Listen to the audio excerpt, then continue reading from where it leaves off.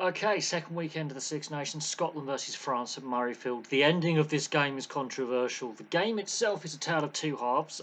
Scotland were brilliant in the first half. France looked really flat. But I was very, very surprised with how the first half played out and how Scotland had a lot of the ball.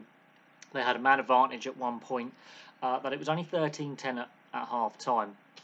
And then Scotland just completely lost control of the second half. The game just turned into a very stodgy grind in the second half and a lot of pointless kicking, a lot of pointless kick tennis. But the game itself, France looked flat. They are missing Dupont, they are missing Entermac. You know, their key axis. They had Luku starting at scrum half. I'm not sold on him as a starting scrum half at international level. The pace of the game, the pace of the breakdown is just not there for France. It's very, very obvious that, yeah, they were very slow, plodding, methodical, no energy. Scotland, on the other hand, better with their kicking game, better with their kick chase, had more energy and had quicker ruck speed. The Ben White try comes from a box kick from Ben White, so he actually technically starts the creation of his own try with his box kick. France don't diffuse the kick; they knock it on. It goes through the outside backs. Patterson on debut at fullback is key with his line break for the offload. Ben White, at the end of a very, very good bit of backline interplay, scores a very, very good try after just 7 minutes. Finn Russell converts. Of the resulting kickoff, France get the ball back. Basically, there's a penalty, and Thomas Ramos slots a penalty on 11 minutes. They hadn't shown anything at this point. Finn Russell slots a couple of penalties, and then the Gale Fiku try. Now, Fiku had a break earlier in the half. Should have Van der Merwe gone for being either offside or a high tackle. You can debate that, but Gale Fiku had shown a little bit of individual brilliance to break the line earlier. This try comes from set play. They suck the Scottish defence in. Pass from Jalibert is a 20-metre pass to Gale Fiku, who's in about 20 metres of space. They've created an overlap. They get a try in 30 minutes, but they hadn't been into the game at that point. That try just came from one of their few entries into the Scottish 22. Thomas Ramos converts. And so it's 13-10, and France have just clung in there via their defence. Their attack is misfiring. They're knocking the ball on a lot of silly errors. They're not firing on all cylinders. They're flat. Scotland should have been ahead by more points. But yes, Finn Russell kept the scoreboard ticking over, but they were controlling their line out.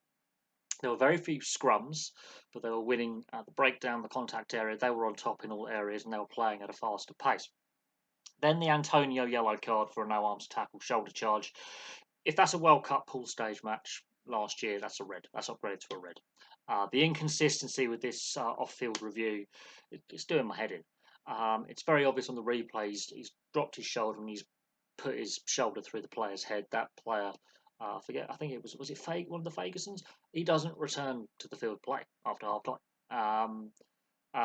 Antonio, it remains a yellow, but they're down to 14 players. You can debate the off-field TMO review system for downgrades or upgrades of reds or yellows, but I'm not sold on it because later on in the game, 2 minutes later, the referee calls both captains over and stops the play yet again to go, oh, it's been reviewed and it's just going to stay yellow. So it's, for me, give more power to the on-field officials. If the TMO sees something that the referee or the two touchies have missed and says, you want to have a quick look at this, give the power back to the on-field officials. They were getting more decisions right than they were getting wrong. We saw so much controversy in the World Cup, but there we go. Scotland don't take advantage of that. So it finishes 13-10 at half-time.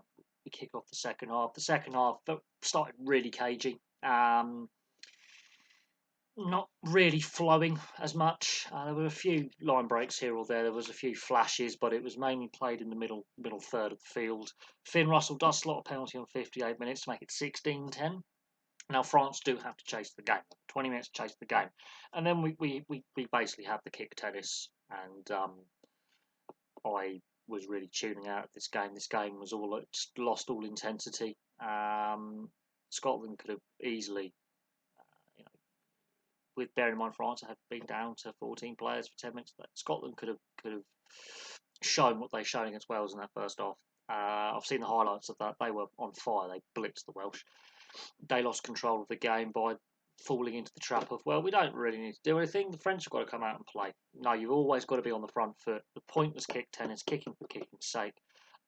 They lost their game management went, and then the Louis Biel try. Yes, the pass is brilliant for it, but he creates that. It's a bit of individual brilliance. He kicks through for himself, touches it down. He's an outstanding young winger. He's only been an international since August last year. Fantastic young winger. It's a brilliant individualistic try. Yes, the pass does help create a little bit, but thank God it brought the game to life for the last 10 minutes. Ramos converts. Ramos then slots a penalty. The game's turned on its head, and now Scotland, from being in a winning position by 6 points, are now down by 4 points. But France cock up clearing out of their own end. They get a scrum. They cock that up. They could have booted it 80 metres downfield. Just kick it downfield. Scotland have to run the ball back 80 metres. They don't. They try and, fiddle around with a slow scrum. Then there's multiple phases of play for Scotland. Now the disallowed try, because the on-field ref says it's held up. God, that was a very lengthy TMA. The ball does look like it's down, but initially it's held up. It's on the French player's leg. He said held up at the time. The Scottish fans and players weren't happy. It's controversial. But Scotland didn't do themselves any favours because they lost control of the game. Their game management went out the window. It went out the window against Wales last weekend. It's the second time in 2 weeks that they've won the first half, lost the second half. They didn't put in an 80-minute performance. They were their own worst enemy for the last 25, 30 minutes of the game. France were not. They clung in there in the first half. The second half, there was no intensity to the play, which made it easy just to cling in there. It was a scrappy game. The weather, wet, damp underfoot. There's been a lot of snow, a lot of rain, obviously. Weather conditions weren't the best. But Scotland shot themselves in the foot. But that disallowed try right at the end, we can debate. We can debate whether it's a try or not. There's going to be a lot of criticism thrown at the TMO, because the TMO changed his mind a few times in there. I don't blame the on-field ref and the on-field linos, because they've not seen enough to say, oh, well, he sees it as held up. He needs to have it, concrete proof to overturn that on-field decision. So that lies with the TMO. There's going to be a lot of debate about that TMO decision, but the Scots mismanaged the game as the second half wore on. So they were their own worst enemy by the end. But there we go. We've got England, Wales next, and then obviously Italy, Ireland tomorrow. Not the best game. France were a bit flat. Scotland had flashes, and then their game management falls apart. So while Scotland won the first game against Wales, nearly lost that, they lost this game because they beat themselves. France didn't play well. Scotland just beat themselves. But that refereeing TMO decision at the end is going to be the talking point. Anyway, thank you very much for watching. Place your thoughts on a very interesting game. I think that second half is one, apart from BLBA's try and the disallowed try at the end, is one pretty forgettable second half, if we're honest. See what happens in the following games. So there you go. Thank you very much for watching. Place your thoughts in the comment section below, and I will have some more content for you very, very soon.